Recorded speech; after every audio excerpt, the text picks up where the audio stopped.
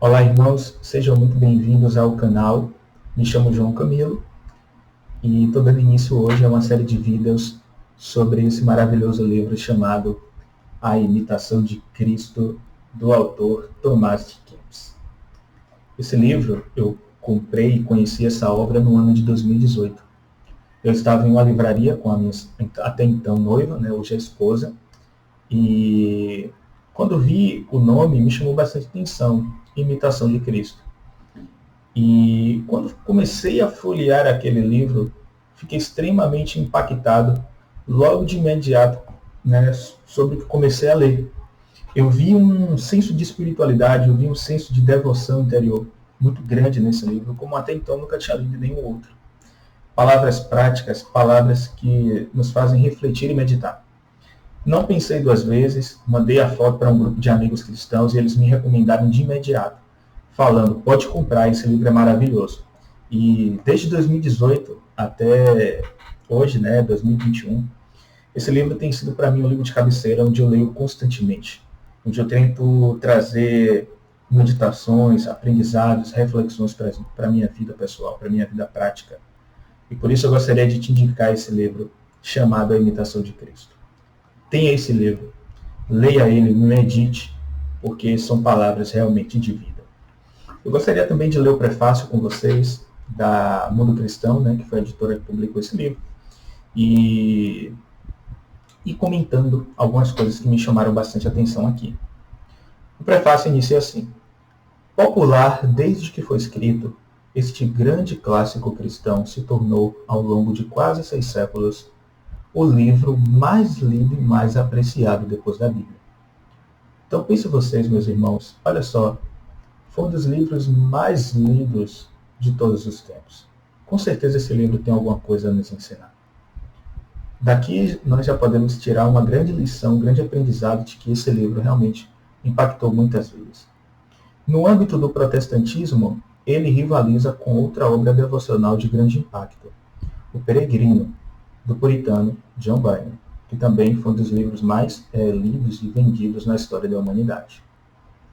John Wesley, o fundador do metodismo, considerou-o o melhor sumário da vida cristã e traduziu para seus seguidores. Perceba, John Wesley.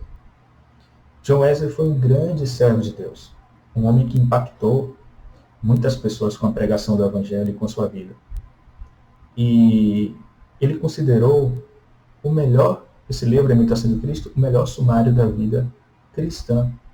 Então esse livro tem muito a nos ensinar. Tem muito a nos ensinar. O livro A Imitação de Cristo, ou simplesmente Imitação, consiste em uma série de tratados escritos por um monge e místico da década de 1420. Como os primeiros manuscritos são anônimos, ao longo do tempo surgiram divergências quanto à sua autoria. Entre cerca de 25 autores propostos, os principais são Bernardo de Claverhall, Boaventura, Jean de Gerson, Gerhard Grote, e a maioria dos estudiosos também reconhecem que o autor alemão Tomás de Kempis, ou Tomás de Kempis. Então, tinham alguns autores que eram suspeitos de terem escrito essa obra, porque o autor ele não deu o seu nome quando escreveu essa obra. E aqui no prefácio isso vai ficar claro porque ele não deu o seu nome, porque ele não colocou que ele escreveu esse livro. O fato de que os primeiros manuscritos de Imitação de Cristo serem anônimos se explicaria pela própria atitude do autor revelada no livro 1, capítulo 2. Não queira ser conhecido e não procurem a estima dos homens. Olha, irmãos, que lindo. O próprio autor ele fugia dos holofotes. Ele não queria a glória pessoal. Então daqui a gente já tira um senso de espiritualidade muito grande dessa obra. Ele não procurou glória. Quando ele escreveu esse livro, ele deixou como anônimo, para que ele não fosse conhecido. Ele não queria nem que as pessoas soubessem que foi ele que escreveu. Em 1434, quando Jean de Bellarive ofereceu uma cópia da obra aos irmãos da Vida Comum de Weinbach, perto de Colônia, disse o seguinte sobre o autor: ele não quis se identificar, e isso se alcançará, e isso lhe alcançará uma recompensa eterna. Mas Jesus conhece bem o seu nome. Então perceba, ele tinha um senso de que as pessoas não tinham necessidade de saber quem escreveu. O senso que ele tinha é de que as pessoas fossem edificadas através daquela literatura. Ele não queria glória para ele, né? Ele queria dar toda a glória a Jesus. Então aqui a gente já tinha um senso de que realmente a pessoa que escreveu esse livro é uma pessoa de grande responsabilidade espiritual. Então aqui são coisas que me chamaram bastante atenção e me fizeram também ler esse livro, porque o próprio autor não estava buscando glória para si mesmo.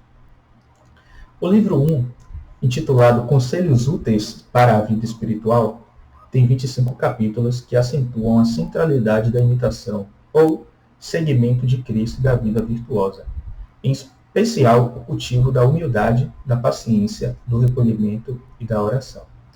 Isso aqui, nesse livro, fica muito claro. O Tomás de Kempis ele tem uma ênfase muito grande na pessoa e obra do Senhor Jesus. Na vida onde nós possamos ter uma vida que se assemelhe à vida do nosso Senhor.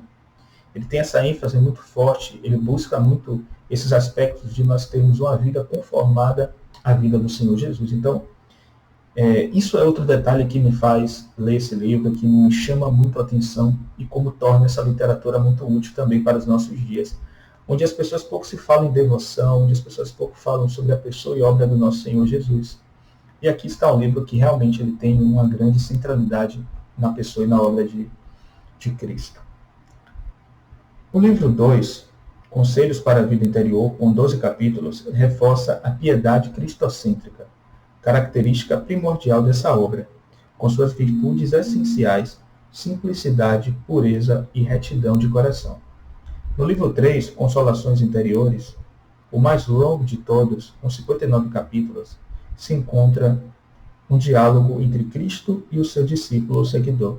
A ênfase está na comunhão íntima da alma com Deus, o centro da piedade mística.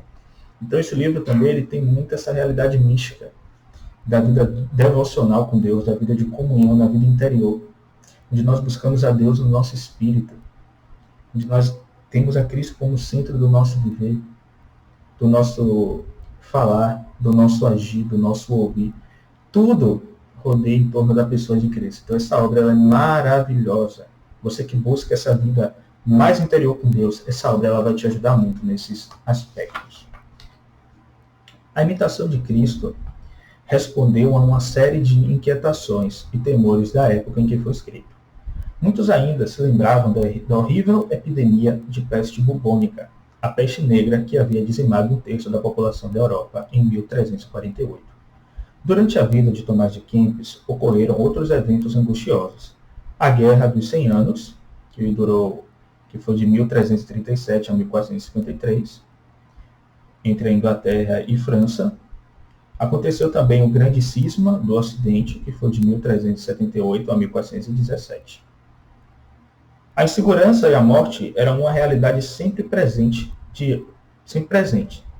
Diante dessa situação, em que os próprios fundamentos da igreja e da sociedade pareciam estar ruindo, Tomás de Kempis propôs uma resposta: a busca da interioridade e o refúgio da alma em Deus.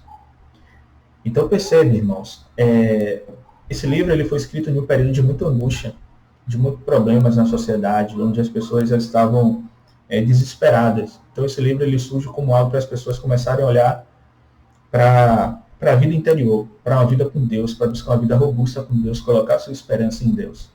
Então esse livro ele traz essa realidade de espiritualidade íntima, onde Deus está sempre perto, onde Deus ele está conosco. Né? Não é um Deus distante, um Deus que não nos ouve, mas um Deus que está sempre a todo tempo ao nosso lado, nos ouvindo, um Deus que habita em nós. Então esse livro traz muito esse senso de espiritualidade e de realidade. Em épocas recentes, têm sido feitas algumas ressalvas ao conteúdo de Imitação de Cristo, como seu pequeno interesse doutrinário, sua negação do mundo e seu anti-intelectualismo. Todavia, é preciso considerar primeiro o contexto histórico da obra, já mencionado, e em segundo lugar, o seu escopo. Então perceba, meus queridos, o seguinte: esse livro foi escrito num período monástico, né, onde a igreja naquele período, né, o catolicismo romano, né, tinha um domínio muito forte. Então, Tomás de Kempis, ele vem desse contexto, né? Então, a gente percebe aí, por ele ser um monge também, né, por essa questão de viver distante do mundo, dos prazeres do mundo, das coisas do mundo, né? Existem sim alguns conselhos, né, dentro desse livro que a gente percebe que está muito relacionado àquele tempo. Então a gente precisa reter o que é bom através desses escritos. Os místicos têm muito a nos ensinar, porém também tem coisas que nós precisamos reter à luz das escrituras. Por exemplo, nessa época acreditava-se que a salvação era pelas obras, então tem muitas coisas aqui que vão dar uma ênfase a você salvar-se através de fazer alguma coisa, da penitência, de cumprir alguma obrigação, alguma disciplina espiritual para receber a salvação. Porém, nós sabemos, nós conhecemos a palavra, entendemos que a salvação não é um aspecto meritório, não é por mérito, não é por penitência, é simplesmente pela graça de Deus. Então, quando você encontrar alguma coisa relacionada a isso aqui, o meu conselho é que você possa reter, possa olhar para aquele contexto, para aquele modo, para aquele período de tempo que as pessoas viviam e que o próprio Tomás de Kempis estava incluso também. Uma última observação diz respeito ao rico conteúdo bíblico presente em Imitação de Cristo. Perceba, mesmo tendo algumas coisas aqui que a gente pode ler e não concordar, não posso negar que realmente esse livro tem muitas coisas boas. Na sua grande maioria tem muito ensinamento com base bíblica, né? Então, realmente, ele tem um rico conteúdo bíblico. Diferentes autores têm identificado no texto centenas de citações, paráfrases e reminiscências da Escritura, tanto do Antigo quanto do Novo Testamento. Entre eles, destacam mais de 100 citações de 60 salmos diferentes. Esse fato, aliado a uma forte ênfase cristocêntrica, tem tornado essa obra atraente para a mentalidade protestante. Considera-se mesmo que esse tipo de espiritualidade bíblica e cristocêntrica no final da Idade Média foi um dos fatores que contribuíram para o surgimento da Reforma do século XVI. Então, perceba, irmãos, que mesmo tendo coisas que possamos divergir, essa literatura, esse livro, tem muito a nos ensinar. Tem muito conteúdo bíblico, tem muitas coisas que realmente abrem os nossos olhos, nos traz a uma vida interior, uma vida devocional com Deus. Eu sinto que a igreja nos nossos dias falta muito em buscar dos místicos, de buscar dessa vida interior. E nós precisamos retornar alguns desses escritos para que possamos reavivar essa vida com Deus, essa vida íntima com Deus, que tem nos faltado muito. Então esse livro, A Imitação de Cristo, vale muito a pena que você leia, que você tenha, que você possa lê-lo diariamente. Então espero que vocês tenham gostado. Se esse vídeo foi útil para você, deixe o seu comentário, deixe o seu curtir, fale com outras pessoas, indique também esses livros, tá bom? Eu espero dar continuidade, eu espero estar compartilhando mais sobre esse livro, A Imitação de Cristo. Também aqui no canal estarei abordando diversos temas, como história da igreja, compartilhando devocionais das Escrituras, comentários de outros livros também. E espero que vocês gostem e sejam edificados, tá bom? Um forte abraço, pessoal. Que Deus os abençoe.